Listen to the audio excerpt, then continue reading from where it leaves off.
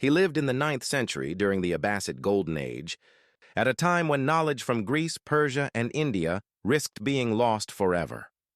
Hunayn was born in Al-Hira, in modern-day Iraq. He was fluent in Arabic, Syriac, and Greek, a rare combination that would change the course of human knowledge. Unlike most scholars of his time, Hunayn did not simply translate texts word for word, he reconstructed them. When Hunayn joined the House of Wisdom in Baghdad, he became the leading translator of medical and scientific works in the entire world. Caliphs entrusted him with preserving the foundations of medicine itself. Hunayn translated and corrected the works of Hippocrates, Galen, Dioscorides, but here is what made him different. Earlier translators often copied texts mechanically, passing along errors that had accumulated over centuries.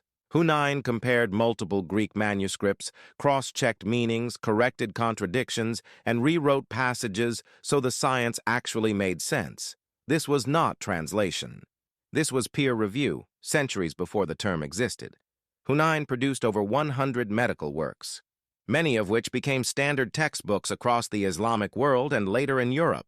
His translations of Galen were so accurate that medieval European universities relied on them for centuries, often without knowing they were reading Hunayn's versions, not the original Greek. Hunayn also wrote original medical treatises. One of his most influential works focused on ophthalmology, the study of the eye. It became the most advanced eye medicine text of the medieval world and remained authoritative for hundreds of years. He described eye anatomy with precision unmatched at the time, including the cornea, retina, and optic nerves. Hunayn believed medicine should be systematic, ethical, and evidence-based. He wrote guidelines for physicians on proper diagnosis, ethical treatment of patients, the dangers of guesswork in medicine. These ideas would later become core principles of modern medical practice. But like many giants of history, Hunayn's name slowly disappeared as his work spread. When Europe began building its medical schools, the books were already there. The methods were already there. The knowledge was already refined. The name behind it was not. Hunayn ibn Ishaq did not invent medicine from nothing.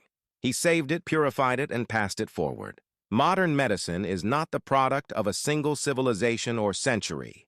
It is the result of careful transmission, correction, and integrity. Hunayn ibn Ishaq stands as one of the greatest bridges in that chain, not because he conquered lands, but because he preserved truth.